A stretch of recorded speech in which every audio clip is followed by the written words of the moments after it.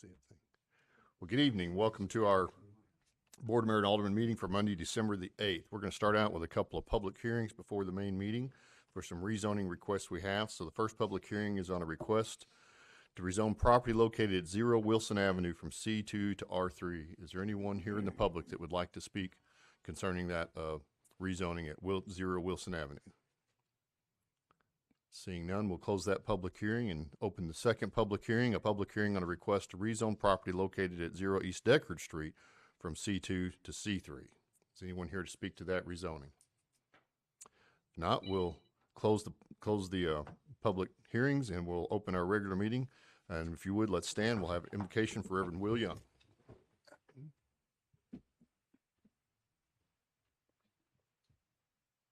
Unto us a child is born, unto us a son is given. The government will be upon his shoulder, and his name will be called Wonderful, Counselor, Mighty God, Everlasting Father, the Prince of Peace. Let's pray. Heavenly Father, we do come before you tonight, and we humbly acknowledge the kingship and sovereign rule of your Son, Jesus, over all things. Father, we pray that you would give us grace and humility in living here and as a part of this community. Father, we pray that you would bless this meeting and this time of assembly. Father, we pray your blessing upon our Board of Mayor and Aldermen. Father, we ask that you would grant to them wisdom and grace as they discuss and decide matters that will affect our community. Father, we pray you would continue to bless our city and that you would be at work here among us, that you would be at work as you promise in your word to establish your kingdom with judgment and with justice from this time forward and forevermore. And we trust that this will happen and that you will do this. And we pray this all in Jesus' name. Amen. Amen. I pledge allegiance to the flag of the United States of America and to the republic for which it stands, one nation under God, indivisible, with liberty and justice for all.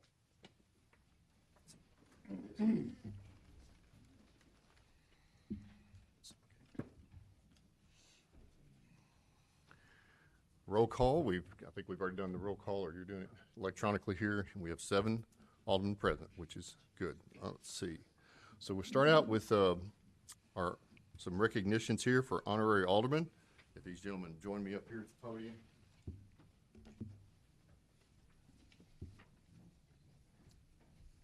Honorary alderman from our Mayor's Youth Council. Adrian. And Adrian Nalen. And Mike Anderson. Ready?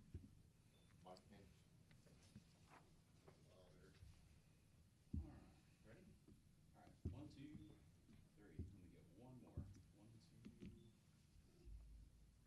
Got it. Thank you. I want to brag about the Mayor's Youth Council for just a moment, in that I was in here one of each other night. There's always doing service activities. They were discussing, supporting the Angel Tree, and I should really appreciate that, guys. If you don't mind, give your name and a couple of words about what you do at the high school.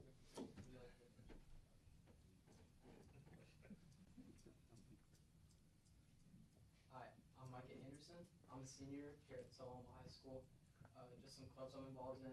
I'm part of the band, and I'm also in Mayor's Youth Council, of course, at FCA and the Chick-fil-A Leadership Academy. Good enough, thanks. I'm Adrian Nalen. I'm a junior at the high school. Like him, I'm also in Mayor's Youth Council. I'm in NHS, band, soccer, and I'm in the Youth and Government Club. Thank you, gentlemen. Thanks for being here. At this point in time, we have comments from the citizens. If any citizen is interested, you could be invited to speak for up to 3 minutes about any matter within the purview of the board. Is there anyone this evening? We didn't have anybody sign up, but is there anyone this evening that wants to address the board on any issue?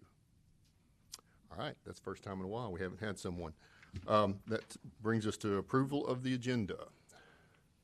Do we have a motion and a second on approving the agenda? We have a motion and a second. I would like to make a motion to add something to the agenda at the end, just a discussion for the airport fuel spill, just an update on that. It's a little bit lengthy, and it would be better to be on the agenda rather than in the report, I think. Okay. So what's the item going to be titled? Just update on the fuel spill? I believe that would be good. Anyone object to that? So Do we need a motion second on that? I don't think we need it for the agenda, so as long as, yeah, go ahead. I also have something to add. I had tried to get this on I think our special call meeting from last month, but it was not put on there.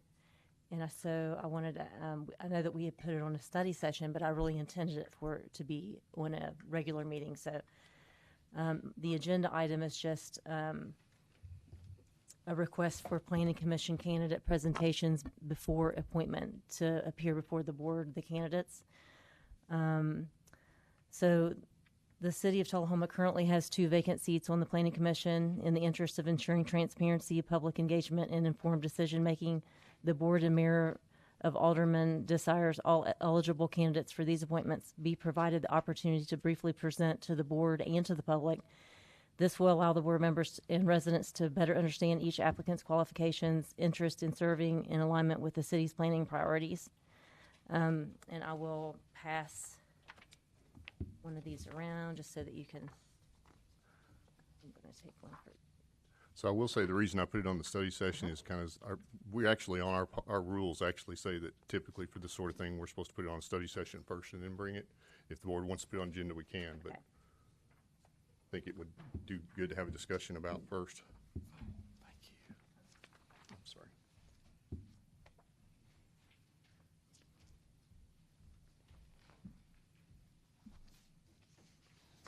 and obviously we don't have the candidates before us. This is just kind of a preliminary.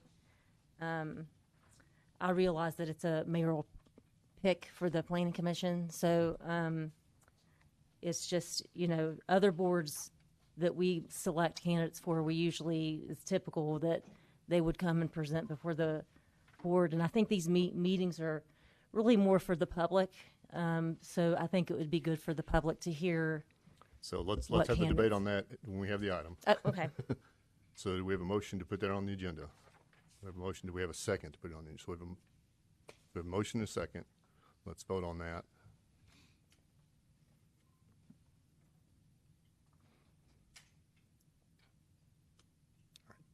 Motion carries 6-1. All right, any other items to add to the agenda or changes to make to the agenda? Question is a matter of order. Yeah. We didn't vote on the other one. Because- Why did we vote on this one? Because I objected and requested a vote. Oh, And the other one is just about. Yeah. right. But you can amend the agenda without objection, but I just wanted to Right, vote on yeah. that one, so. I will say too that we, any alderman, we had the agreement or we had the understanding that this is the board's agenda and any alderman could add an item to the. Our rules actually don't, agenda. our rules actually don't say that. Maybe we need to change our rules, because I'm Yeah. not philosophically opposed to that, but our rules do say that an alderman should bring an item to, and we've not been following this rule, so don't get me wrong. But our rules say that the alderman should bring an item to the study session first, and then two aldermen should sponsor it to put it on the agenda. I think we changed that rule last session of the board. Oh, well, the copy that was given to me when I came on. Yeah, said they so. must have not updated, Yeah, but that's we not- changed that rule last session. That's good to know. So maybe I need to get a copy, Yeah. new copy of the rules in. Any case, it's on the Okay. agenda. Sorry, but No, I it's just wanted okay. to make that clear. Appreciate that. Before we So, if no other changes to the agenda, let's vote on the agenda. Okay.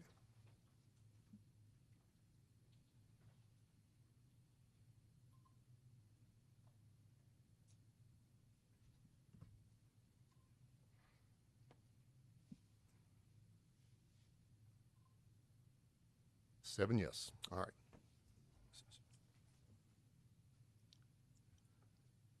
Reports from the aldermen. I think I'll start with Matthew this time. You'll have to forgive me, it's been a busy month. I attended the TAEDC meeting, heard updates on future projects, stakeholder engagement, and then also heard concerns from the board about using the UDAG loan funds for the airport cleanup, and I can address that later in the airport update. At the Arts Council meeting, they are preparing for this year's downtown Christmas window displays. There will be QR codes on participating windows to allow people to vote for their favorite displays. and to also participate in a scavenger hunt to find hidden items in the displays. The Whiskey Trail mural on Minuteman across the street has been completed, and there will be a ribbon cutting announced soon. I was able to attend both the Wobble Gobble and the Christmas Parade to assist them with safety in the roads. It's something that's incredible events every year. Thank you to the sponsors, to the chamber staff, and the chamber board for all of the efforts put into that. And if any citizens wish to volunteer for those events, contact the chamber for more information on how you can volunteer. And then also TAEDC, Mr. Bond has said that he does not want to finish his full term, but he is willing to stay on until there is an appointment made to fill his spot. So if any citizens wish to serve on that board, they could fill out a citizen participation form so that we can make that decision. Thank you very much. Thank you. Ms. Wilson. No report. Ms. McGee. Just a few things to report. I want to remind everybody to use their mics. I've had multiple citizens keep asking me about that. So.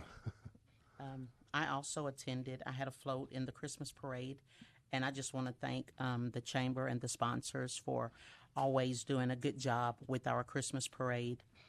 I also attended the Dustin Lynch concert for the first time, and I just want to say thank you to the family or person who gifted me and my family 7 tickets to go to this concert. I just admire the way that he gives back to his community. And lastly, I would like to say thank you to my church family, the city of Tullahoma, my fellow aldermen, the city administrator, Jason Quick, and his office staff, the school system, Vanderbilt Tullahoma Harton, this community as a whole, for your prayers, words of comfort, phone calls, text messages, food, and for just loving on my family during the loss of my daughter and her unborn son. The love that was shown helped me and my family get through what has been the most difficult season of our lives. Let us also continue to pray for the family who tragically lost 2 of their loved ones, and let us also pray for the first responders, animal control, and the officers who worked that scene. Thank you. Thank you. Coach? I have no report tonight. Mr. Glick? I just want to make sure all the citizens are aware that they can look at a copy of the strategic plan or the comprehensive plan on the website and make comments of it on it. But I also want to make the staff aware that I don't think that is the plan as presented, and then the Planning Commission met and made some changes. But the one that's on the website does not include the Planning Commission changes that I could tell. Yeah, I don't know if Samuel's had a chance to update that since we did, but it'll be updated by the time we meet to have a public hearing. Right, yeah, okay, I just wanted to, I just didn't want people to be surprised if they looked on it and then they saw something a little different, that there have been changes suggested, so anyway, so we're waiting on the Planning Commission to approve it and send it to this body for debate and approval, hopefully, so have that, and then lastly, I just wanted to wish everyone Merry Christmas and Happy New Year. We won't be meeting again before either one of those. So, happy Merry Christmas to everybody.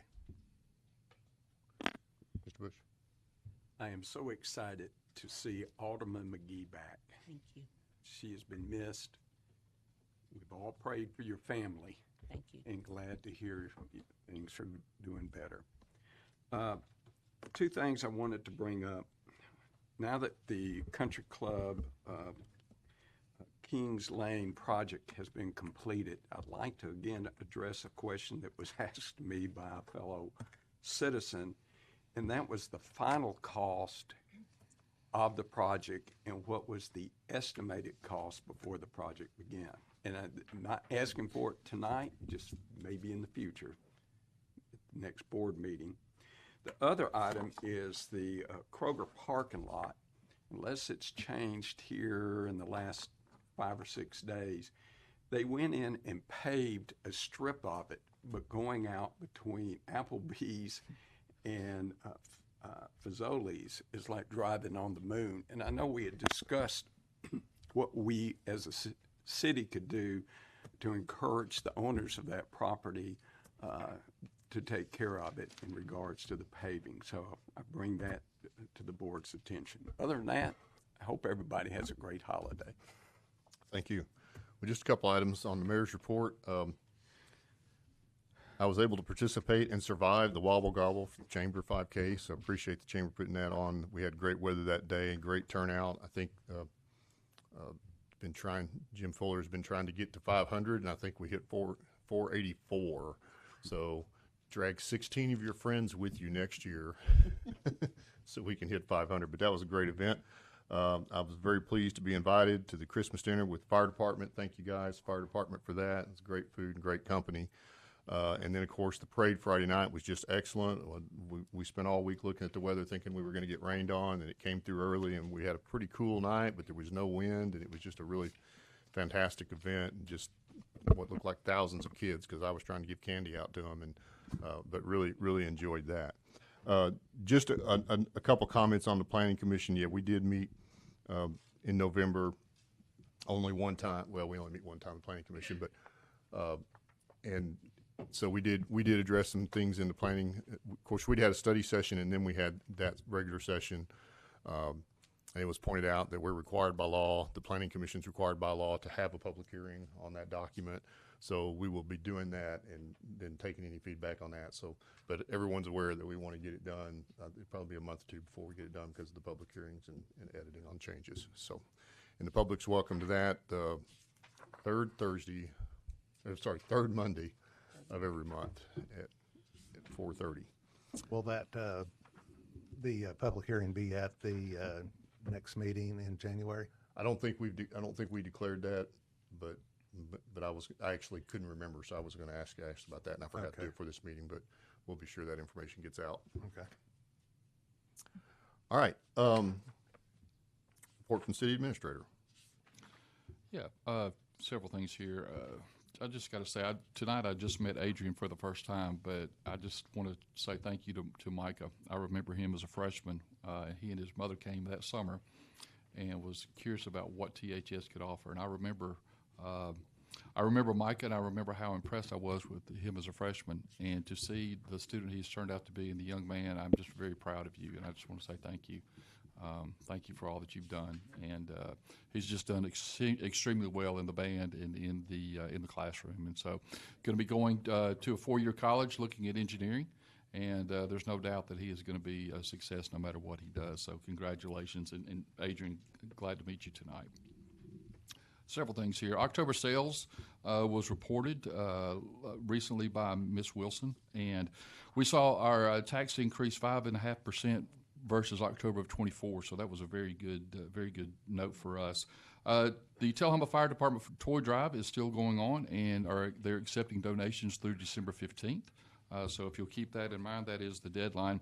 Excellent turnout for the Christmas parade, and I just want to say thank you to our Public Works Department and all of the work that they do to set that parade route up. But then more importantly, I don't know how many of you noticed, but the work that they do afterwards, despite conditions and whatnot, the cleanup that they do and the way that they restore Jackson Street and the adjoining streets back to better than ever shape. I just want to say thank you. They do an outstanding job. I'm very proud of them. Parks and Rec is reporting that 259 kids are registered for Junior NBA. The season will start January 6th. Recently, we kind of gave a shout out looking for coaches, and we have had all of our coaches filled, so we're very happy about that. And the same thing with our referees. So, looking for an outstanding year for the Junior NBA. A reminder: the City of Tullahoma Employee Christmas Luncheon is going to be this Friday from 11 to 1 o'clock, and that'll be at the Atlantic. And I think all of you have received an invitation. Hope the board can make that. Also, I want to say thank you to the First Methodist Youth Group. If you've noticed as you walked in tonight, the tree that is decorated in the lobby is incredible. The work that they do, they enjoy doing that. They came on Wednesday, and they've done this tree for the last 2 or 3 years, and it is just fabulous. So I hope you'll take time to look at their work. 2 last things. Butch Taylor, who has been a servant of this community for right at 30 years. He is going to be retiring. I think all of you are aware of that. He's retiring on Friday. Friday the 12th. But tomorrow we're going to have a retirement send-off, if you will, at Public Works, and I hope that you can attend. That's going to be from noon to 1:30.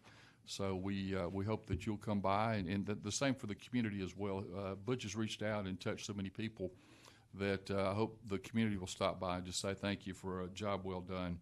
And then last, Alderman McGee had mentioned this. We had a very unfortunate situation last Wednesday.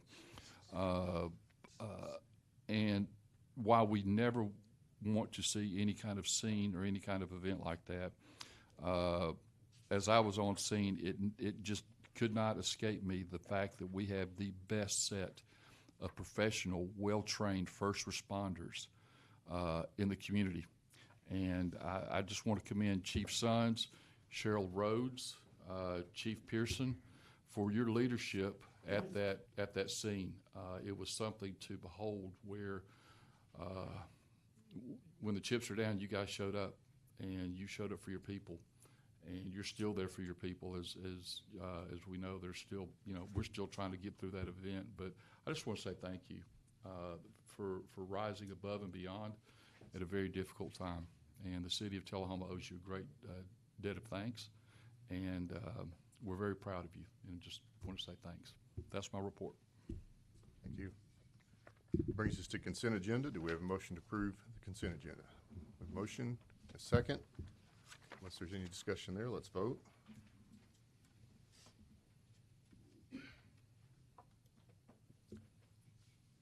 Sorry. That motion carries 7-0. That brings us to unfinished business. So we have 4 ordinances to amend zoning for various parcels. This is for passage on the second and final reading. The first one, ordinance number 1667, an ordinance to amend the zoning map of the city of Tullahoma as set forth in the Tullahoma Municipal Code to rezone a parcel located at 107 South Polk Street from general commercial C2 to neighborhood commercial C3 for passage on the second and final reading. Do we have a motion and a second for that one? We have a motion, a second. Is there any discussion on this one? Yeah, Yes, sir. I remember us briefly talking about in regards to filling out completed forms. I think Ms. Alderman Wilson brought it up. Can you refresh me as to exactly what is going in there?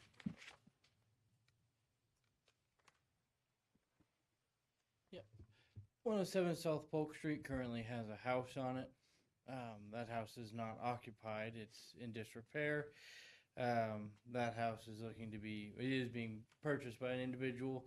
That property is being rezoned to C3. And that individual still does not yet know if he would like to use it for a commercial property, to have offices in the house, or store it and use it again as a single family residence, or if he'd like to develop the site. He's still not 100% sure.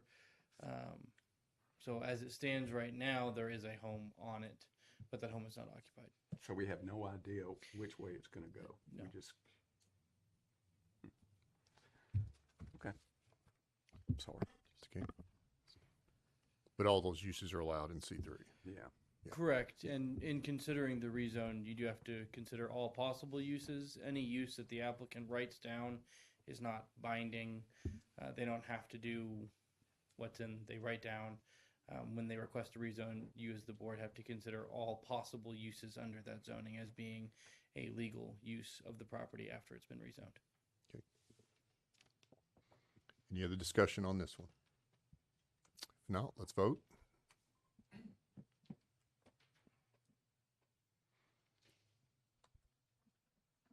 That motion carries 6-1.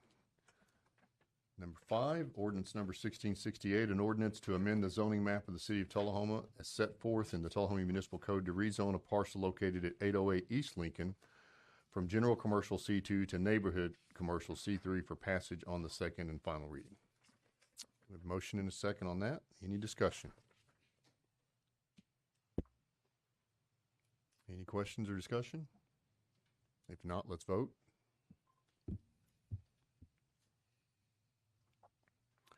It's 7-0. That motion carries.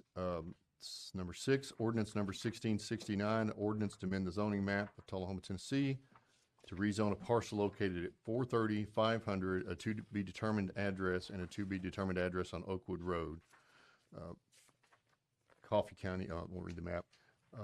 From medium-density residential R2 to high-density residential R3 for passage on the second and final reading. Do we have a motion second? We have a motion second on that one. Any discussion there? Mr. Thomas looks like he's looking, so I'll give him a second. I'm trying to find what exactly is being placed on these properties. When we change the zoning, the zoning's opportunities are so broad, and it asks in the, the applications what the game plan is for it, and when it's not completed. Can you tell me what might be going in there? So, again, anything the applicant says is not binding. They could say they're going to build single-family houses and then put apartments, and that's their right. Once it's rezoned, it'd be a by right development. I can say on this one, I do know what is going in there. It's, I think, 1 or 2 duplexes and a couple single-family houses. This one in particular is 4 lots. There is a road that was engineered to go in, a dead-end road, Chastain Street. Chastain Street was never built or dedicated. The applicant has purchased the 4 properties that contain Chastain Street. That street is being engineered and installed. And then the 4 lots there, I believe 2 of them are going to be subdivided into 2 lots once this rezone has been approved, which will allow Chastain Street to be constructed as it was engineered, and will allow for the placement of a couple more single-family homes on this lot. The reason for the rezone is that with Chastain Street already being engineered, in order to get the homes to fit along Chastain Street as it was designed, the applicant would have to seek rezoning to a zone that allows the duplexes to be on 7,500 square feet of duplex instead of 10,000 square feet of duplex due to the constraints of the size of the resulting lots after the road's been installed. So there's really no concern. They can just pretty well, once we change the zoning, as long as they meet the zoning, they pretty well do whatever they want to with it within that zoning restriction. Is that pretty well the That is a deal? possibility, yes. Most of the time when these applications come through, there's quite a bit of discussion that goes on in my office with the applicant before the application ever gets put before you. Details of those discussions are included in my staff reports to let you know what was talked about behind the scenes. But yes, per the application, what is written in the proposed use is not legally binding, and once the property is rezoned, what is told to me does not have to be what is put on the lots after they've been rezoned. However, much of these, when we get the rezones, it wouldn't really be feasible to do anything more than the applicant's asking. A lot of these lots are smaller, and the development potential just isn't there. Now, if this was 30 or 40 acres, I could definitely see this being something else after it got rezoned, but a lot of these very small lots are, even once they're rezoned to a higher density, that's just to allow them to be utilized. It doesn't really lead to a massive development potential.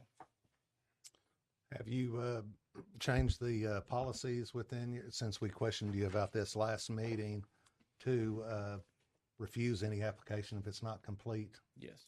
Okay, thank you. Any other questions?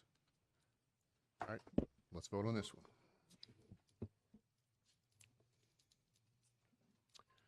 Six yes, 1 no. Motion carries.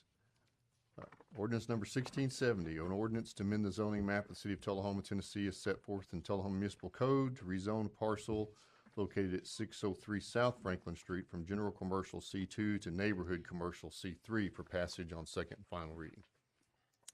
Motion and second on this one. Any comments or questions on this one? All right, if not, let's vote.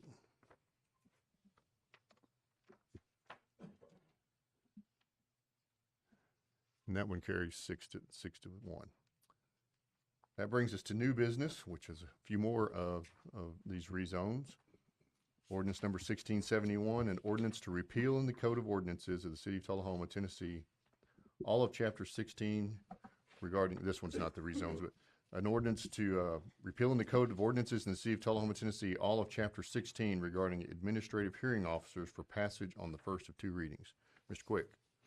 Yes, I'm looking here. I don't see the cover page that I had included. So basically what we're looking at doing is this. When we have gone to enforce our building codes and all the property requirements that we have had somebody that has brought forth complaints, brought forth summonses, whatever, and they go to an administrative hearing officer. We're looking to get away from that for several reasons. One, there's a cost effectiveness that will go with that. Number two is scheduling is going to help us quite a bit. But I think the most important thing is by going back to the city judge as being the one that will have the authoritative power over these issues, that's going to give our people, namely Tony Mercado, give him the ability to really look at enforcing the commercial aspects such as a Kroger parking lot or other commercial issues. Right now, we've been really confined more to residential. This is going to allow us to be able to pursue those and have more authority over that. So we have met with City Attorney Worsham and City Attorney Hoskins. We've talked about this, discussed it, and also with Nick Kimbrough, and we feel like this is definitely going to be the best option for the City of Tullahoma to start having stronger enforcement of its property laws and codes. Have you talked it over with the judge? I have briefly said something to the judge. The way this is going to work, the judge it's just going to be added to his docket. He has traffic court, I believe it's twice a month, and we will add those to the docket as well. Yeah, we need a motion to second on this. I guess my other question would be, if you haven't talked to him, how do you anticipate, what are the numbers of complaints or whatever we're dealing with here that you normally deal with? I'll let Mr. Worsham answer. Comment on that. The city judge has always had jurisdiction over these particular kinds of code violations. We tried the administrative hearing officer route a couple of years ago to see if that would be effective time-wise and expense-wise. It turned out that it was not. The administrative hearing officer many times was enacting enormous fines against these properties because of continuing days of violation. And we've been in court a couple of times in Chancery Court over those. So the city judge looks at it a little bit differently than the administrative hearing officer did. We think it'll be more effective for him to handle these as he has for years and years and years. So it's really not changing anything he's ever done in the past. We just relieved him of that responsibility for a couple of years to investigate whether or not the administrative hearing officer route would be effective for us, and it turned out it was not. But do you have any idea how many that the judge may see during a term? Well, I think maybe Mr. Kimbrough might be able to answer that. Not very many. On average, you're looking at maybe 10 to 20 per month. Per month. 10 to 3. I guess my questions on this are, I remember when this took place and when we went the route of the administration, it was supposed to be the thing that was going to solve a lot of problems we had, and it was going to be the best route to go, and we tried that. Now, when we tried it and it did not work, are we sure that it is the process that does not work, or does it potentially was the individual that we had as the administrative hearing officer? And if there was a different person, maybe it would work like you thought it would originally, or can you give me a background on that? I'll have to defer to either Mr. Worsham. I guess to Mr. Worsham, he would be the one that would have had that previous experience. Yeah, I think it was both the process and the person, frankly. The law establishing the right of municipalities to have administrative hearing officers is different from the general law that we usually would follow in case of code violations. And so the process as well as the person who was selected were problematic for us. And he didn't come here very often. He had a large document. He did come here, and it just was not effective. So we're going to try back to the city judge again. If that doesn't work, we can always review different alternatives. So we think that would be the best route, other than trying a different administrative hearing officer? I recommend that we allow the city judge to handle these for a while and see how that works out. He's done it in the past. Okay, I just didn't know why we changed in the first place.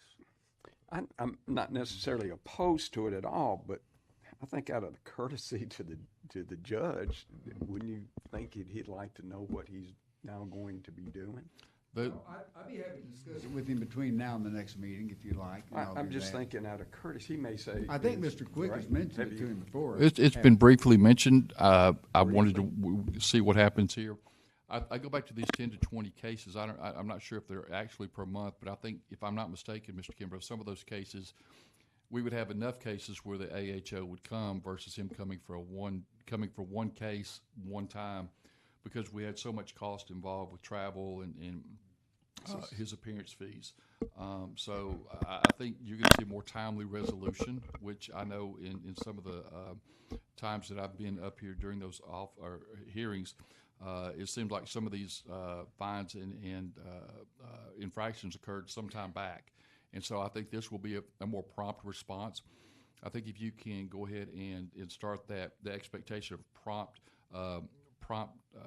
infraction, prompt resolution, and adjudication, I think that's probably going to have a better impact on our enforcement of codes, and then hopefully see a reduction in code violations overall.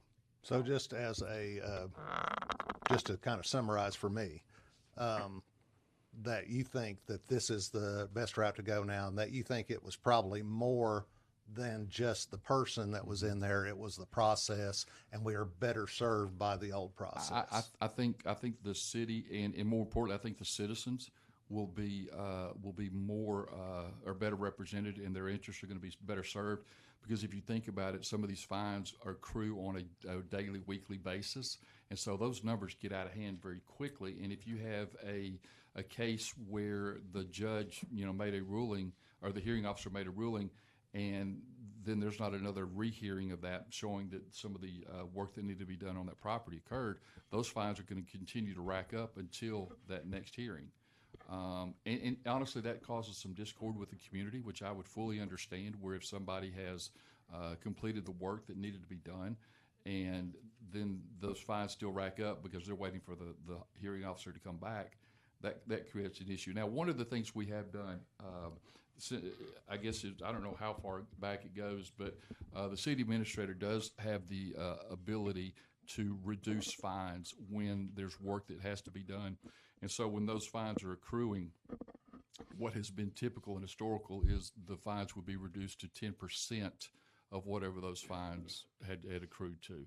And quite honestly, we've seen some fines that were just, they were astronomical, and even the reduction down to 10%, it was hard for some people to swallow, which I would get. Can you tell me, how often does the current person come in and hear these cases? Nick, what would you say? Sometimes he would come once a month, sometimes he might not be here for 3 or 4 months. Yeah. Okay, so he's not here upon our request. He's here. We're here at his mercy. Is that what you're saying? Yeah. Okay, I To add to understand. this, I think that probably in terms of the enforcement of our ordinances, to have someone who's familiar with our community and lives here like Judge Connolly, probably even familiar with some of these properties, I think it's just more effective and a little bit more personal than the other way, and I think this is going to work well. But we have another reading in January, so between now and then, we can talk with Judge Connolly about this and make sure that it suits well with him. Yeah, I'll have a It's not gonna response. increase his workload significantly because Yeah. he's already here anyway for those, and these cases aren't very long and ordinarily a little bit more involved in them than we were with the administrative hearing. And so the expectation is basically from a traffic court perspective, he'll have 2 dockets. He'll have a traffic court docket. Once that docket is completed, then they'll have the codes and violation docket. And so it'll be almost two different courts, but at one time. I have a quick question. Will this result in the cost savings for the city? Yes. Definite cost What would savings. you estimate that would be? I'm looking at my friend Nick. So with the administrative hearing officer, we had to pay him, I don't have the numbers in front of me, but we had to pay him just to show up, and then he was also paid per case. Mhm. I can get you those. I will get you those numbers before the next agenda as well. Sounds good, thanks. I do remember Nick and I looked at them, and I wish I could tell you off the top of my head, but when we started doing the math, it was pretty eye-opening. Okay. Any other questions? Sensley? One in the back there, Taylor.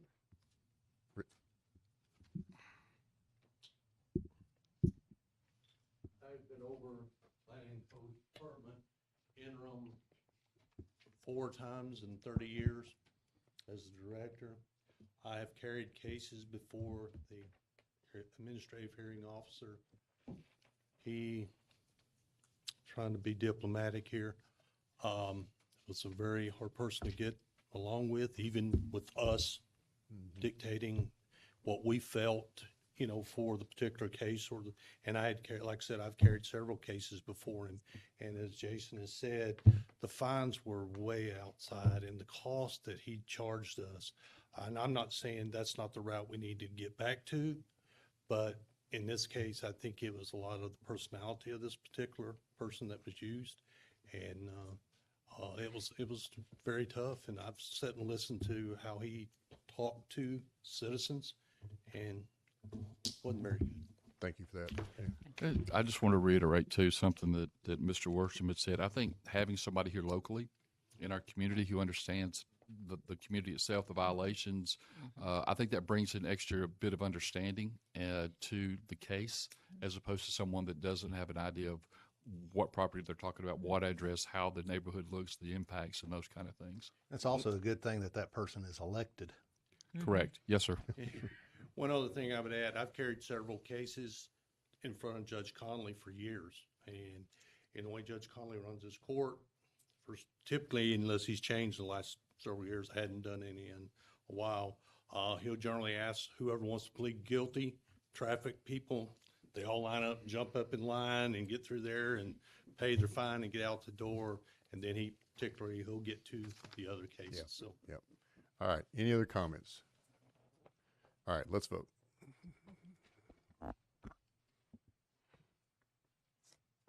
Seven, yes. All right. That brings us to item 10, ordinance number 1672, an ordinance to amend the zoning map of the city of Tullahoma to rezone a parcel located at 0 Wilson Avenue from general commercial C2 to high-density residential R3 for passage on the first of 2 readings. Staff report on this one? Well, actually, let's get a motion second on that. But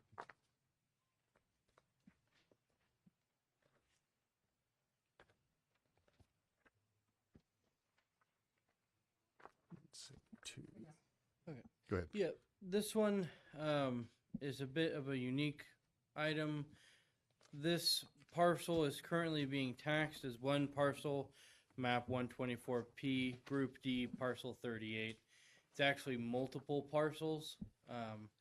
Coffee County lets you, and many other counties, let you congregate multiple parcels under one tax ID if they're all under the same owner to simplify the tax process. However, these are already unique parcels that have been created. There are some that are on Wilson Avenue and some that abut the road to the south of Wilson Avenue. These parcels are approximately 50 feet wide by about 100 feet deep. I believe last time I looked, there's either 10 of them that are there. I don't have the map right in front of me, but they've already been created. They haven't been built on yet, but the owner of those properties would like to have the property rezoned so that those parcels would be legal and that they could be utilized for single-family residences. They are right next to a commercial building, and they are similar in size to the surrounding lots to the south and to the west. To the north is vacant land. There's nothing to the north on that side of Wilson Avenue. But to the south, there's a lot of similarly sized parcels. The applicant does not intend to dissolve all of these parcels together and then redivide them out and do something different with them. The applicant would just like to use the parcels as they currently exist, but because they have not been developed on, they don't get that legal non-conforming status because they're vacant right now. So by rezoning them to R3, it'll let them be used for what the applicant intends and what the original intent for the parcels were when they were created many years ago. Any questions? Ms. I Wilson? do. I guess, when I'm looking at the size of the parcels, and they're smaller parcels, and all of the area around the parcels are designated R1. And then the applicant says on the application, plans are to build single-family houses on each lot. So I guess my question is, why are we zoning this R3? Yep. So this one has to be zoned R3 because R3 is the only zone that these parcels comply with. We can't zone a parcel a zone that it does not comply with. They're too small for R1 and R2. So rather than require the applicant to combine the parcels and then come back again to re-subdivide them and create new parcels of record and go through that entire process to get them to comply with R1 or R2, rezoning it to R3 allows them to comply with R3 and have them be within those requirements. A lot of the parcels around these lots also don't comply with R1. They were just put in R1, but they're actually legal non-conforming parcels. They don't meet the dimension requirements for R1, but they've existed since the 70s. So a lot of these parcels, they're not any risk to the property owners. I want to make that clear. But that's the reason why we had to choose R3. R3 was the only way we could get these parcels to be conforming and get them out of that legal nonconformity so we can get those houses built on them. Sounds good. Thank you. Any other questions? All right, now let's vote on this one.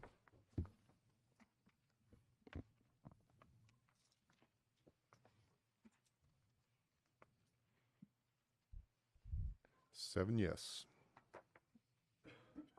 That motion carries. The next one, ordinance number 1673, ordinance to amend the zoning map to rezone a parcel located at 0 East Deckard Street from general commercial C2 to neighborhood commercial C3 for passage on the first of two readings. We have motion second on that. Motion and a second. Okay. Staff report on this one. This parcel is on Deckard Street. It is just south of I believe it's the grain storage area. Just a side note, whenever I do these rezonings, I send out mailers to every address within 100 feet of the property that lets the owner of that property know that the rezone is taking place.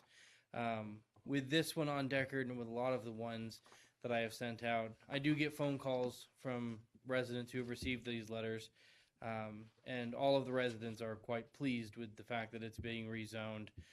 This area on Deckard has a lot of single-family houses that are currently in C2 zone. Across the street is a residence. The people that live in this part of Tullahoma, they don't want commercial parcels next to them. They want other residential parcels. By rezoning this property to C3, we'll allow it to be utilized as a residential parcel. It can have a single-family residence on it.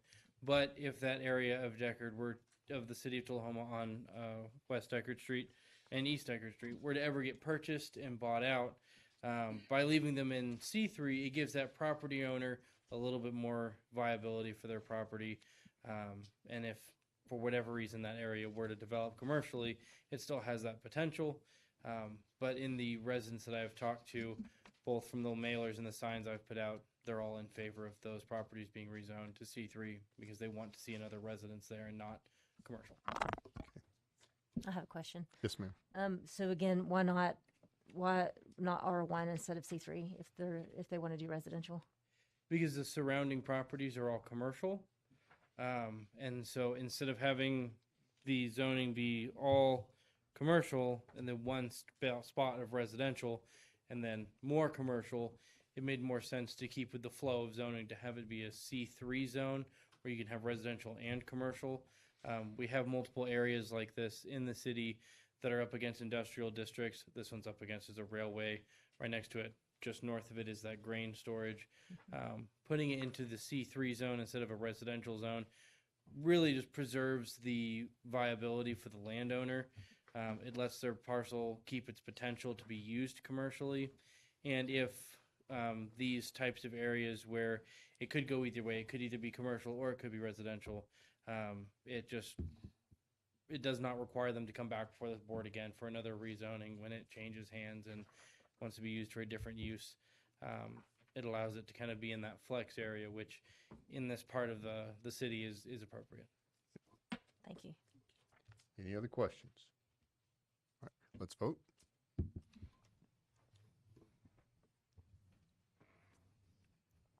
Motion passes 7-0. All right. Number 12, resolution number 2039, a resolution to amend the City of Tullahoma FY26 operating budget.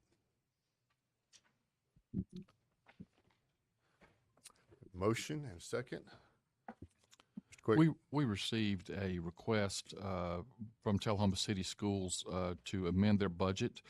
They approved this amendment on October 21st of this year for an additional $434,898 that they will use from their reserves in order to complete work at Jack T. Fair renovation project. So this is a resolution to amend the Tullahoma City Schools operating budget. So we have a typo in the agenda. No, it actually will go into ours Oh, yeah. at the end. That's why it's got ours. Okay, so it does amend our, so how does it amend our budget? Their budget is part of ours that we pass the ordinance. Okay, okay. All right, do we have a motion? We have motion second. Any discussion on this one? Looks like routine housekeeping. Is that correct, Sue? Yeah, all right. Let's vote. Motion carries 7-0. Next item, item number 25-132, request from the Community Engagement Officer to accept the invoice agreement with Plate of Peas Productions for $4,290 and authorize the mayor to sign agreements to secure the presentation dates. Do we have a motion and a second? We do.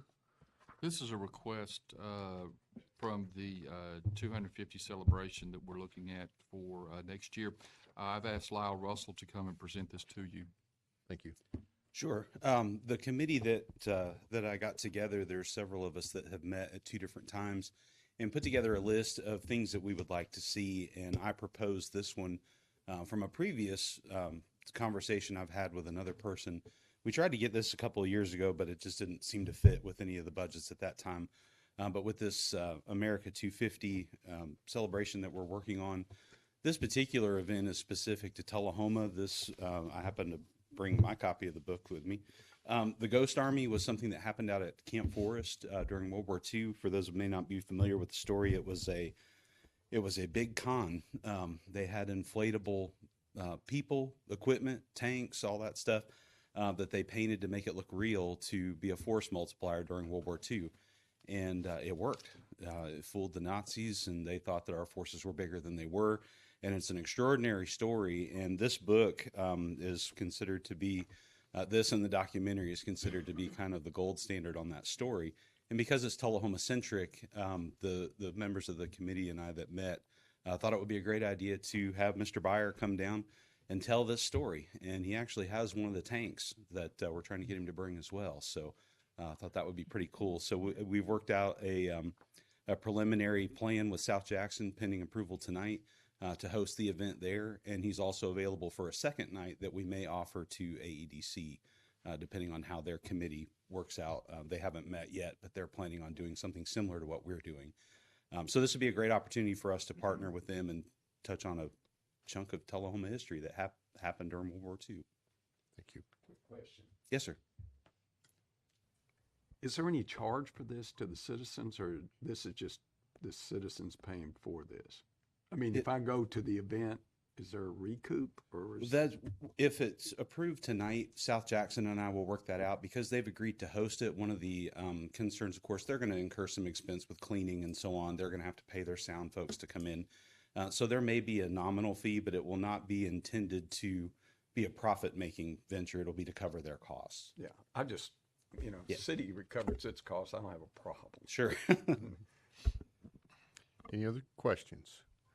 Very interesting. Appreciate that. Thank you. Let's vote.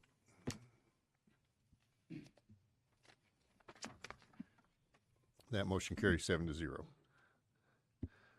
Next item, item number 25-133, request from the police department to surplus 4 vehicles, a 2011 Ford Explorer, 2003 Chevy Blazer, 2000 Toyota sedan, and a 1999 Lincoln Town Car. We have a motion and second for that. Staff report. Yeah, these are surplus vehicles. As you'll see, one is a patrol unit that we've had. It's become very obsolete. And then the other three vehicles are from seizures that have occurred with our police department. So these vehicles, they will be surplus, and we're going to put them back in the reserve account or the drug fund. I think that answers the question we had last time. Yeah, it Did you does. ask Yeah, that last absolutely. time about do we ever surplus any vehicles? There it is Yeah, on the I'm glad- agenda. Glad to see it. Any questions on this? Not, let's vote. 7 yes. Motion carries. Item number 25-134, a request from the police department to approve the 2025 SRO retention bonus and authorize mayor to sign the school resource officer's voucher and related documents. We have a motion and second on that. Staff report. Again, this is a grant that we've seen a couple of times before. It's an $800 bonus that would be provided to each one of our SROs through the state of Tennessee. We are asking for your approval of that again this year, and we have to have this submitted back. I believe it's on Friday the 12th, if I'm not mistaken. I also want to say a special thanks to Chase Sons. One of the things that has impressed me most about Chase is his attention to finances and attention to trying to run a tight ship as far as surplusing and using grants and those types of things. We've seen where they've had selling of ammunition and guns and whatnot. He's done a really good job when it comes to trying to save the city as much money as they can, either through actions that he can take or through grants such as this. So I just want to again say thank you to Chase for his financial management in his position. Thank you. Any questions on this one? Not, let's vote.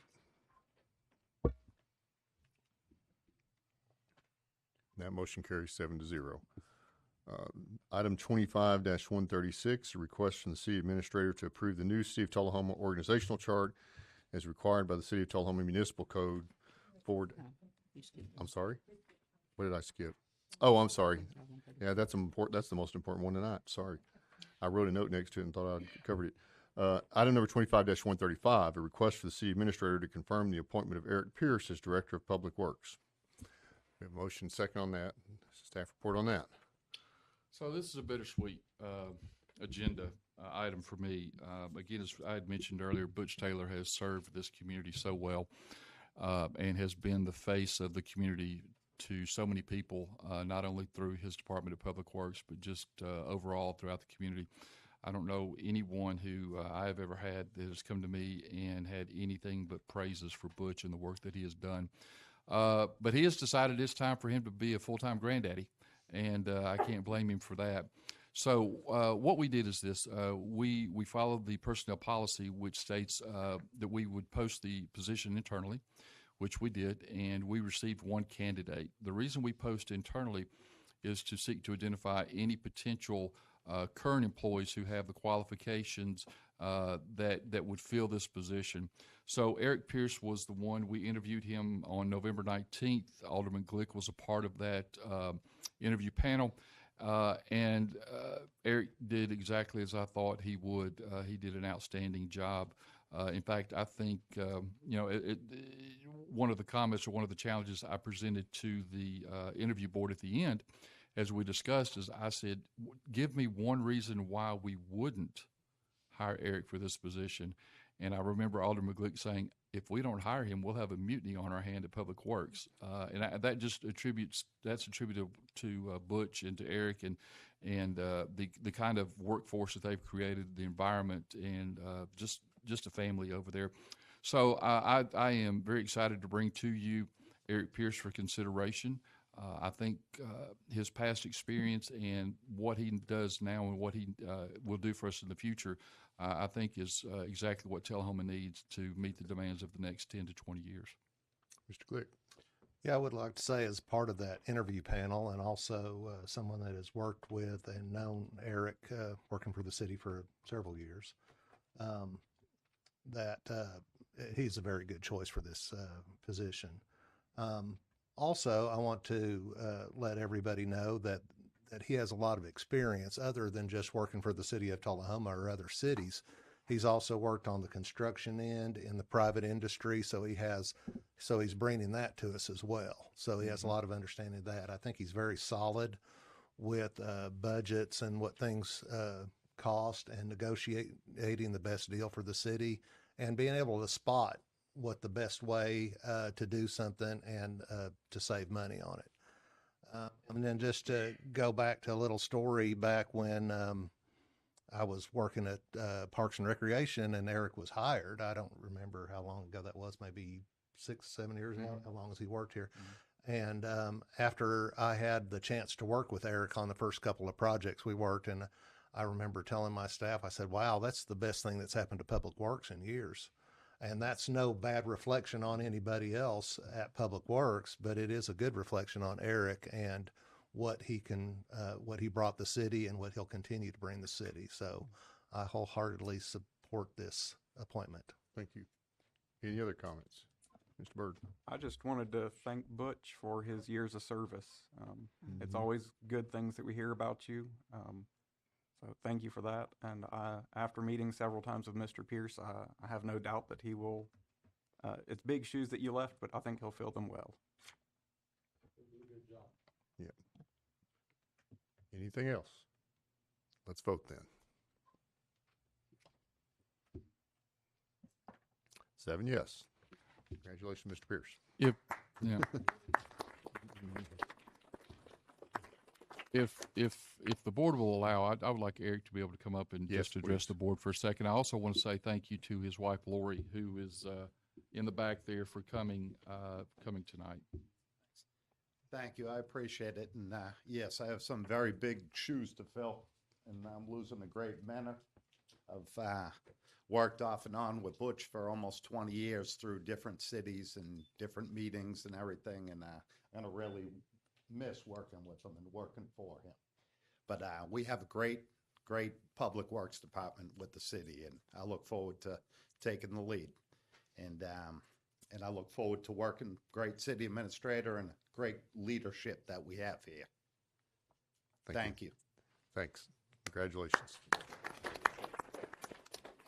I think, just to close, I think the board realizes there's only one thing that Eric does not bring to the job is a Southern accent. But we're working on that daily with him. I don't think it's ever going to go anywhere. We're trying. We're trying. I was just about to ask, where are you from? Yeah. I can tell. Lost. Oh, no, it's not going anywhere. Not going anywhere. All right, item number 25-136, request from the city administrator to approve the new City of Tullahoma org chart as required by City of Tullahoma Municipal Code 4-101, Table of Organization.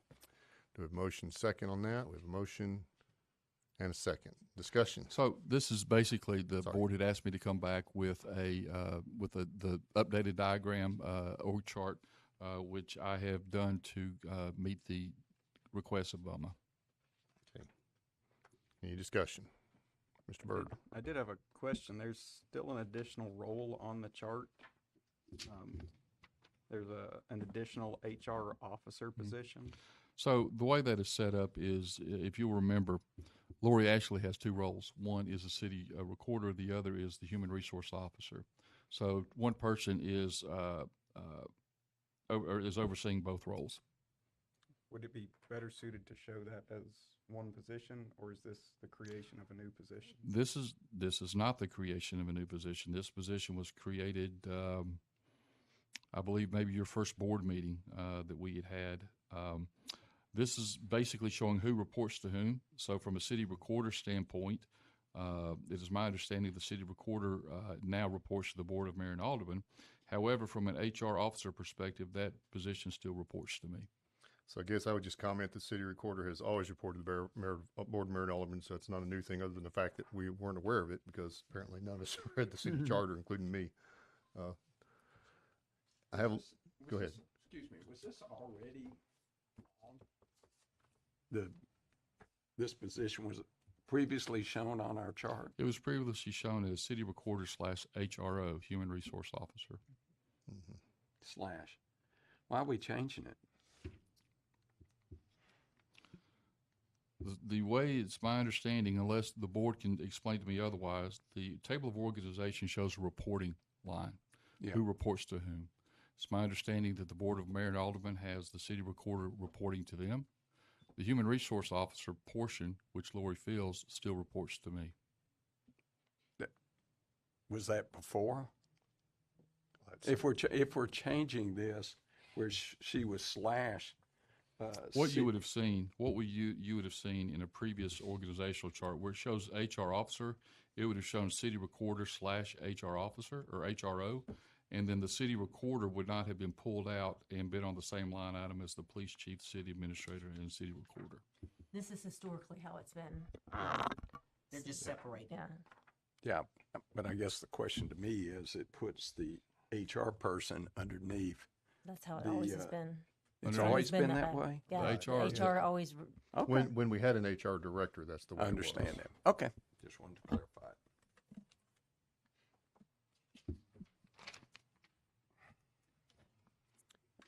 Any other comments or questions?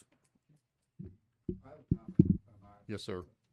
Just a question more than a comment, but since we have determined, both the chief of police and the city recorder report directly to the Board of Mayor and Aldermen, and looking at this, looks to me like we ought to have direct lines from the Board of Mayor and Aldermen to those two positions, and the dotted lines between the city administrator and them, just as we do for the airport manager and the TADC director.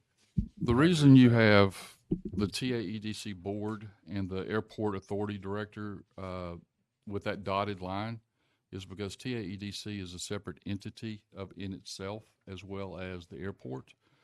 As the way that this is set up now, it shows the police chief, city recorder, and city administrator, all three answer to the Board of Mayor and Aldermen.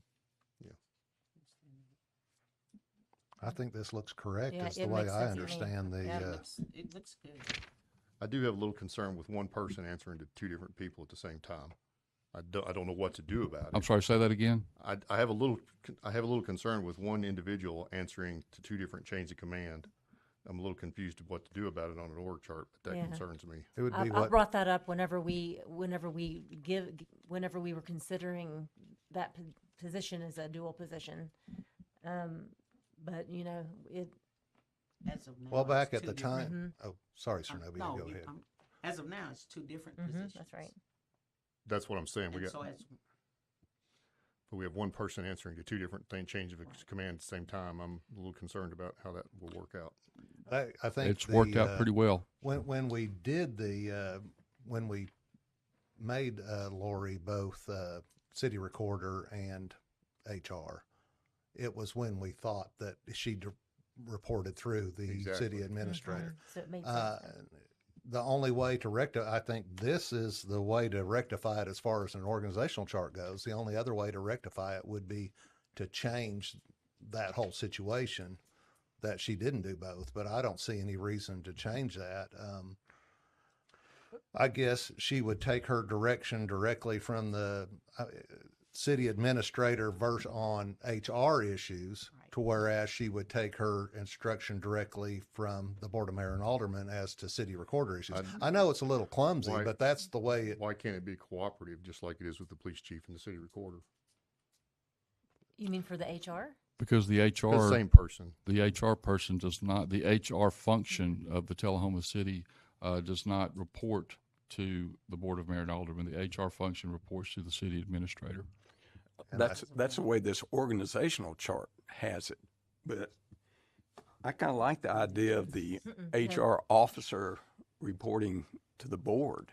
but we hadn't made any changes. This is how it's historically been, and unless we go and change that officially, this is it. yeah, this is the way, this is to reflect the way it is now. It's not saying that we wouldn't do anything in the future, although I would say that I think that would be a mistake. I think the city administrator needs to be over HR and the because it's staff as a whole, and that's the way it's lined out in the ordinance, I think. I'm not sure, and perhaps Mr. Worsham could explain that. If the city, if HR was then to report to the Board of Mayor and Aldermen, would that require a charter change? In the charter, it talks about the police chief No, that doesn't require a charter change because the charter doesn't have anything, it has no reference to HR people at all. That's more of a modern development than when our charter was enacted in 1903. So there's no reference to that at all in our charter. So that wouldn't require a charter change, but it would require an ordinance change if you want to change this. Just like this requires a change and 2 votes on this to change the ordinance relative to the this particular charter. Okay. And it's not unusual. But it does reflect the way things are in this interim period while we're looking for the possibility of some other arrangements for HR services. And it's not unusual for someone to have a dual role and answer to 2 different people. Like you said, it does make it, somebody said it does make it a little clumsy. It can. Right. But it's not unheard of, yeah. It's not unheard of. Yeah. Any other discussion? Let's vote.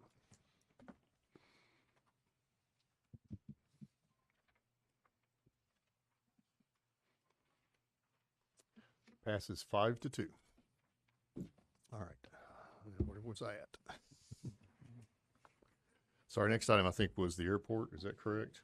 So you put that one last. Okay, so the next item then is the question on the planning commission appointments. All right. We have a motion on that. Motion second for discussion.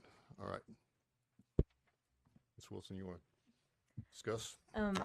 As I've kind of alluded to before, is really the purpose of this is just, because obviously these BOMA meetings are for us to conduct business, but it's also really to keep the public informed about, how we what goes into making the decisions, just so that it's transparent for everyone. And with other boards, the candidates would typically come before the board and tell about themselves. And I think that would be a good practice for the planning commission, the 2 vacant seats that we have for any and all candidates would to come present before the board so that we can, hear who has put in for it. Let me just ask a question. This is technical. Who has the authority to appoint people on that board? Is it a board or the mayor? Or It's the mayor, and that's by the state of Tennessee. okay, so the mayor has the total authority. So really, out of courtesy, is what you're virtually think asking so. these. Mhm. Yeah, I think that's a good I idea. think not only courtesy to the board, courtesy to the public. To the public mainly, yeah. Yeah. So I have a couple comments about that. I guess if that's true, then my first question is, shouldn't we make this apply to all appointments to all boards? Oh, absolutely. Because, well, that's not what this one says then. Airport Authority, we've had people voted on that don't even show up for the meeting because they were out of town or whatever. Or we're going to set it up where that somebody that's unable to attend a board meeting is unable to be appointed? I'm sorry. Well, you're saying they have to come present before a decision is made. They don't have to. I mean, but I think that any candidate that would like to come and present. But this says they have to. This says this is limiting the power of the mayor to appoint in the sense that I can't make an appointment until this occurs, according to this language. That we could make that to not has to, but could. I actually think everybody that wants to be on a board should have to come to the board and present. Yeah. I mean, because far too often on these boards that we appoint people to, they just take it as a little status symbol or whatever that I'm on so-and-so board, and then they don't really do the work of being on that board and really overseeing and doing the job. These things are jobs to do. I'm sorry. And they're not just, I'm talking. I think these are jobs to do, and it's important. So I think the first part of doing that job would be coming and as a courtesy to the board and the city of Tullahoma people is coming and presenting and telling people why that they want to do this job. And I think we're very liberal about changing a meeting around or whatever if certain people can't be there or something, that it's, they couldn't arrange otherwise. So I think we could arrange. I think it's a good thing that people should go. And I'm not opposed to to making this a standard procedure for all positions, you know, for anything that we have, airport or otherwise. Okay. Well, let me ask you a question in regards to that. There's some board appointments, for example, the TUA board, of which I'm appointed to. Do I need to come interview in front of the mayor and alderman? No, because that's an appointment. That's It's not. that's what he's doing now. He has the right to appoint. What? Not that I'm opposed to coming, but it would be the same position you'd I be in, think or it- whatever I- the board. I mean, we're obviously elected officials. I think that's a little bit different than who we're bringing in from the public. You've already been through your interview process. so, Right. you know. The Well, I've been public, through I the think the interview public has a by- right to know, like, who we're choosing for boards, and I think it's a courtesy. And as Alderman Glick has also stated that, you know, these are things, these are positions that should be not just a status thing, but should be taken seriously. I think the status is eliminated when a person applies. You know, we have to, and there's an application process, which I'm assuming that we all or all of them have to go to. I think it's a good idea to have them appear, but to make it mandatory, I have a little issue with that because I think it supersedes the mayor's authority. But I certainly agree that if a person is interested enough in it, it would be nice for them to present themselves before the board. That's my. It's a couple comments, if you all don't mind. I don't know that it's even a requirement that people fill out a form. I think we ask people to do it as a courtesy and it helps everybody, but is it actually a part of our ordinances that someone has to fill out a form to be appointed? Well, don't know. that's how we historically have, I understand have that. done that. I So understand I that, think but- that's a good system. I have to respond to one thing Mr. Glick said, that we have a lot of people on boards that don't take it seriously. I don't know anybody on any of our boards that doesn't take it seriously, and I think that's not a fair statement to the good serving members of the boards that we have. The other thing I'm concerned about this, and if we want to do this, I'll abide by it. But I do have a concern that there are times when this would actually cause delays in appointments where they're needed, because we're going to have to wait for a board meeting before it can happen. Like right now, if we needed a board appointment either last month or this month, and we couldn't, identify that person right away, we're going to have to wait an entire extra month to make that appointment. And I do think it's somewhat a challenge to the mayor's authority in this particular case. If you want to make a motion to modify it for all board appointments, I might support that, but I'm not inclined to. But I certainly don't think it's right to pick out one particular board. I think in the case of the mayor's appointments, I've been appointed to the planning commission in the past when I was a citizen, and typically mayors go and identify someone that they think would be a good candidate. And now if that happens, we're encouraging multiple people to come only to be told no when it's an individual appointment. It's not a vote. No, they're not trying to persuade anybody when they're at the podium. And as far as transparency, I think when the mayor announces his person he's appointed, that's pretty transparent. It's not like we appoint people in secret. So that's my comments. I'll make one other comment too. I also am concerned about being a detriment of a person willing to serve, that are willing to do it, but don't want the publicity of doing it. I've seen that backfire in regards to when the school board was once appointed by the mayor and then changed to an elective. There were people who would have served on it as an appointee, but wouldn't do it in regards to an elective. So that's kind of my feeling. I think the process of requesting a person to come, I think is a good idea, but requiring it, I would be opposed to. It was my understanding historically, we open positions, boards up to the citizens typically would fill out a citizen participation form, and so that they could tell what their qualifications are. And we do this with other boards already. So to me, it just makes sense that it would be no different for the planning commission, that the public would be able to see. Just to clarify, we do invite people to fill out forms for the planning commission, and most of them do. That's what I'm saying. Historically, that's how we've done that. I think it's a good. Is by procedure. filling I'm not out saying the it's a forms. bad practice. I'm just saying I didn't know that it was Yeah, I required. think I just think it's a good first step to come up here and present yourself to the board and the people of Tullahoma if you're going to serve on a board serving the people of Tullahoma. So I think it should be done this way for every board.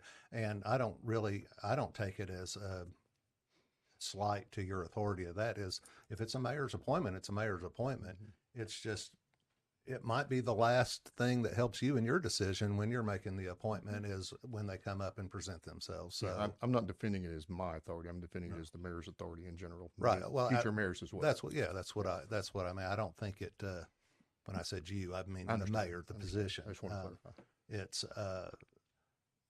It's not at all because it's the mayor's appointment. It's no one else's, but it's not a bad thing for the people to see who is going to be serving, who the mayor is appointing.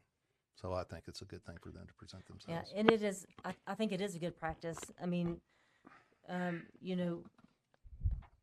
putting in an application, citizens participation form is great, but, often it's really nice to actually hear from the candidates, I think, themselves.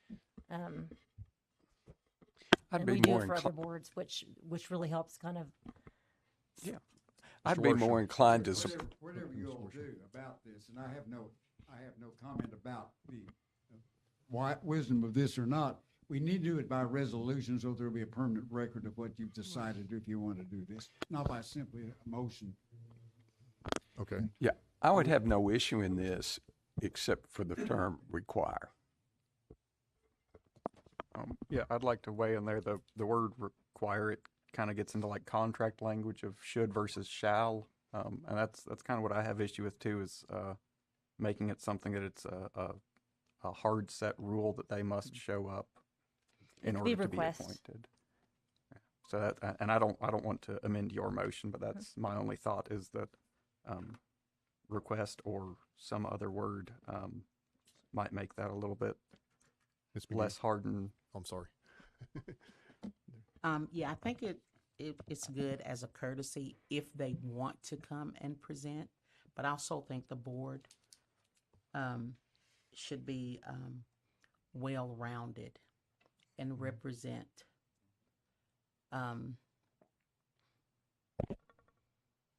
the four corners of Tullahoma. It's the best way I can say it. And by saying that people need to come, I think it would eliminate, or some people may feel like they're not qualified when they may actually be very good. Their ideas may work well for this board. So I think changing the wording, like they said, may come, but not making it a requirement, but also it needs to be a very well-balanced board. Yeah. Because if we get into, State law even says that, actually. right. So that's my take on it. Thank you. So I could I was amend about to say, my is there going to be a amendment. request for an amendment here or not? Yeah, I could amend my amendment for, instead of motion to require, it could be a request. Do we have to vote on this first? So, yeah, so that was Mr. Worsham's comment was it needed to be, would you say a resolution? Would that be an ordinance change? So we need it written in that form, or do we need to type it up and bring it to the next meeting, or do we going to do that live here, sitting here? Okay. If you were to pass a motion to prepare a resolution to reflect the motion, that would be appropriate. Okay. Yeah. No, the only other So let's do that. question I would have, we're virtually stating one appointed board, the planning commission. Right. So we get one that we're questioning it.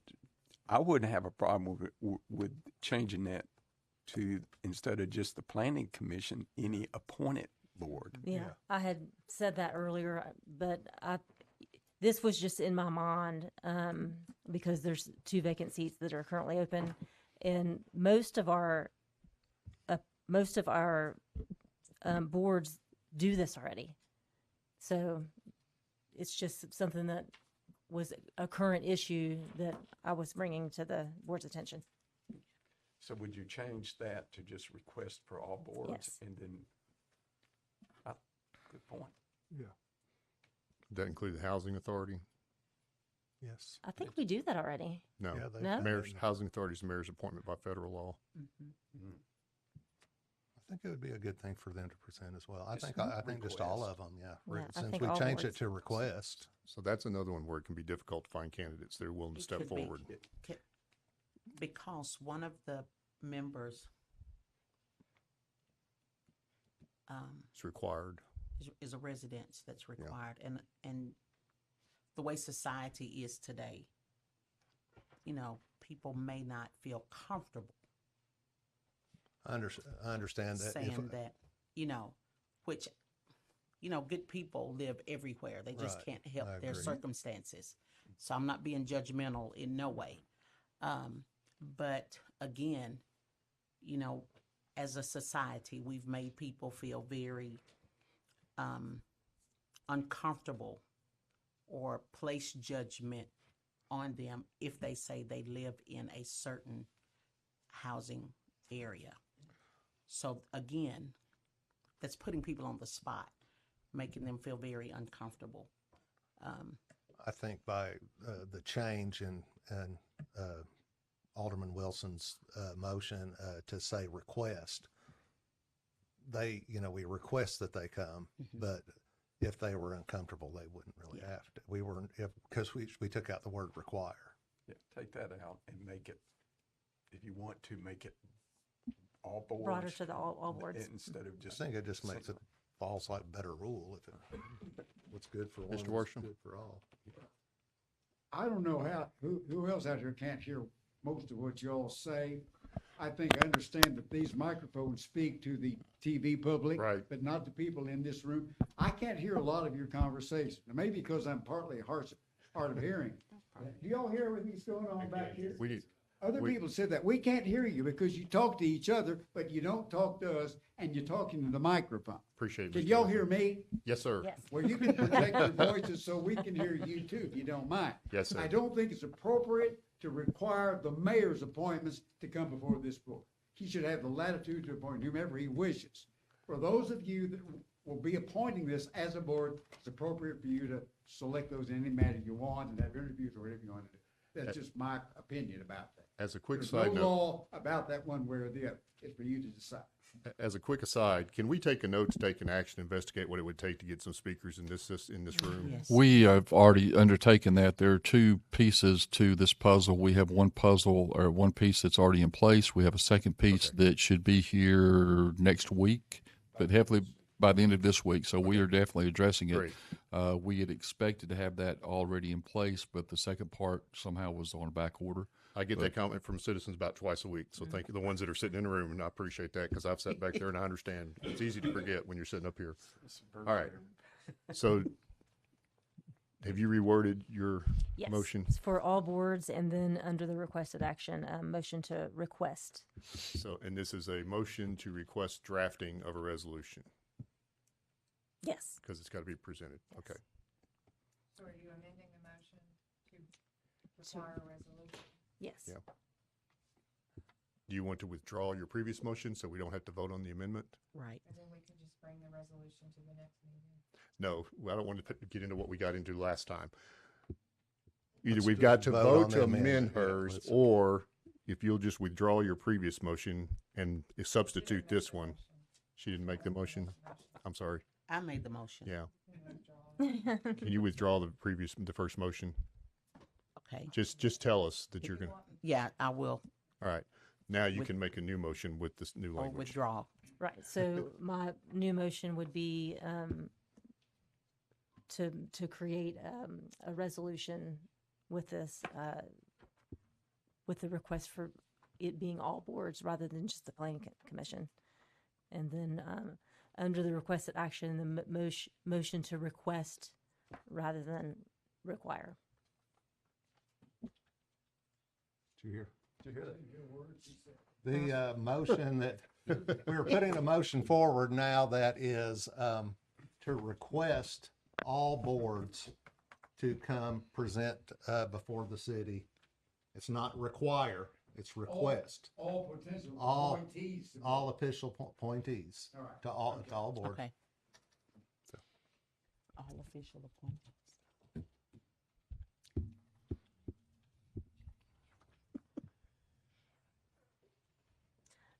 I'm not used to yelling.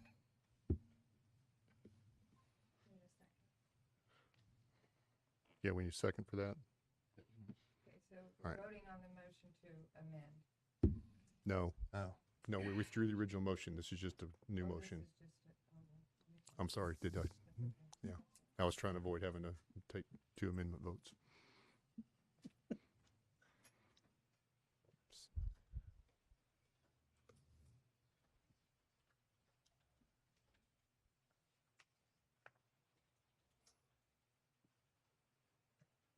Should have just went ahead and voted that way. Yeah. Been faster now. Yeah.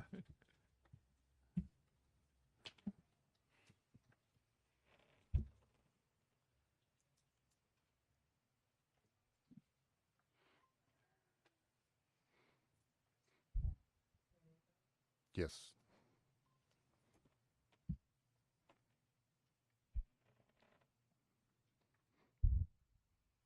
Motion passes 6-1. All right, now we're to Alderman Byrd's report on airport authority, or the airport spill. Is that correct? Yes, that is correct. I had prepared this. I was just going to read it, and I can also email it to the board once I'm done, after the meeting. The leak was reported at Tullahoma Airport 11 p.m. on October 29th after being noticed by the Vanderbilt Life Flight crew. The Jet A fuel release was caused by a bucket that was hanging off of the sump valve handle, resulting in the valve being roughly 3/4 of the way open. Tullahoma Fire Department and Coffee County EMA were notified and on scene rapidly. Tullahoma Fire Department within 6 minutes to start containment to stop further flow into the stormwater system. Safety and Codes Director Kimbrough was notified and responded and informed that an emergency hazmat cleanup company would be needed. Ozone Environmental Service, OES, was contacted and responded on the scene within 30 minutes. Together, these organizations located where the storm discharge was located. It was determined to be the retention detention pond next to Ascend. Further investigation confirmed that no fuel had left the pond and had not contaminated Rock Creek. Tennessee Department of Environment and Conservation, OES, EMA, and the fire department all confirmed it did not reach Rock Creek.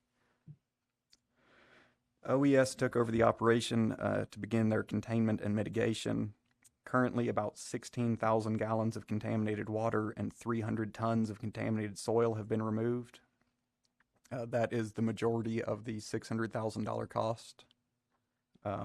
And we are still waiting on the final itemized bill, I believe. During that cleanup, the fire department, EMA, and Safety and Codes also made many sweeps of nearby businesses with gas monitors to ensure public safety and to ease the business owners' concerns to keep tensions low. The total release of Jet A was around 895 gallons. After several days of continued cleanup and removal of the contaminated soil, it was determined that roughly 100 gallons of fuel was unaccounted for, and a hypothesis of fuel being trapped in the stormwater network was formed. This was later confirmed by coordinating with TUA to utilize a pipeline camera system. It was confirmed there was a break in the stormwater system, roughly 18 to 20 feet underground. The pipe was located on city property. This led to the excavation of a section of roadway next to the airport to reach the fractured pipe. Since the pipe was installed in the 1950s when the airport was originally built, there was not a gravel underlayment below the pipe, but instead it was a hard-packed natural clay, and the clay created a watertight envelope containing the fuel to a single underground area. We got lucky there. If it had been gravel, it probably would have been much worse. It was also noted the pipe had an elevation issue. The pipe was going slightly uphill, likely due to several decades of soil settling or an improper installation in the 1950s. This elevation issue could have been the cause of the breakage of the pipe. The pipe was replaced The elevation issue was corrected and a manually operated gate valve was installed to stop water flow should a fuel release occur in the future. It has been determined that our insurance policy has an exclusion. It may only pay claims released from a release occurring from a crash, fire, explosion, or collision, or a recorded in-flight emergency causing abnormal aircraft operation. And I believe Mr. Quick is still getting more information on that.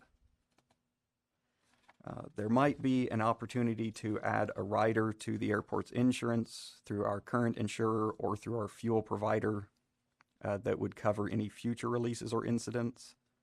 The interim airport manager, Ms. Udick, is working on that.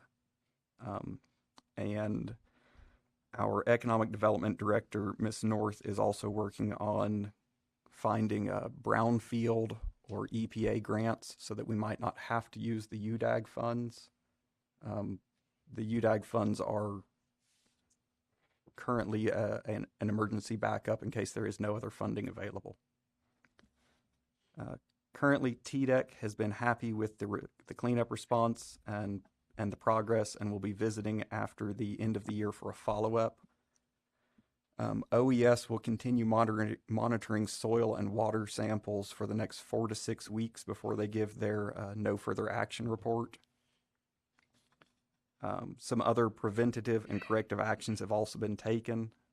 There will be the need to create a spill prevention, control, and countermeasure plan. The possible installation of automated flow gates at the stormwater outlets from all of KTHA property. The placement of spill kits and equipment at the fuel farms and on fuel tanker trucks. The creation of a proper sump procedure for the airport. Additional employee training. And the sump valve has already been replaced with a locking valve that will remain locked when not in use. All of these upgrades will either be handled through the airport budget or through grants. And the root causes contributing to the leak have been compiled from 3 separate incident reports, one from Safety and Codes, one from EMA, and one from the airport. The root causes are human error, lack of training, lack of standard operating procedure, and an easily manipulated valve that did not have a spring-loaded mechanism. It's been hundreds, if not thousands of hours put into this as a cleanup. It's been multiple departments, multiple agencies, and I think, again, we owe thanks to the fire department, to EMA, to OES, to our police department for helping block off the roads, to the airport for their response, to Safety and Codes, and also to economic development for helping find grants. So, All right. Anybody have any questions about the Isn't report? it true? This is what I was told by someone on the airport authority, that EPA has allocated $500,000 for instances such as this. I'm not really certain about that one. Is that true? Let me ask Kelly North if she'll come up. She and I met earlier today to talk about that. She's focusing on the EPA side of it. I'm still working on working with our contacts in Washington. We've got a couple of hopeful developments there. But, Coach, I think she would be able to better address that for you. So the EPA does have a cleanup grant that just released within the last 2 weeks. We're exploring that as a potential option. The funding ceiling is $500,000. We're also working with the South Central Tennessee Development District to explore the brownfield grants and some EPA funding that they have already been allocated. So the Development District is looking into whether or not they can use the allocation that they have received to support our efforts with the cleanup.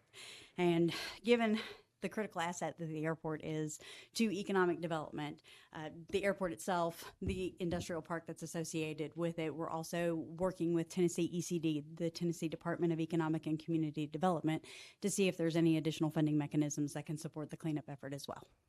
So we're from the top to the bottom. We're looking into every alternative to avoid using those UDAG loan funds. Let me add to that also. Hopefully everybody saw the email that I forwarded today. We received communication from our insurance company. We have filed a property damage claim that, if covered, would be $100,000. So we received confirmation that they are looking at it right now. They're going to continue to examine whether that policy would cover or not. So that possibly could be another $100,000. Thank you. Anything else? And we're not- Seems like all the causes that they came up with seemed like they could be very preventable. Is that correct? From your estimation? I'm not sure if human error is preventable. Human error, I don't think that's something we can prevent. The lack of training probably could have been. That's what caused the human error, lack of training, probably. And that's also something that they are actively working to correct. Our interim airport manager, she's been working quite tirelessly to correct some of these training slips and lack of SOPs. The couple of times I visited with her, it's very short visits because she's busy. Any other questions from Alderman Burton? If not, that adjourns our regular meeting. Why don't we recess for about 5 minutes and then come back for our study session? Okay.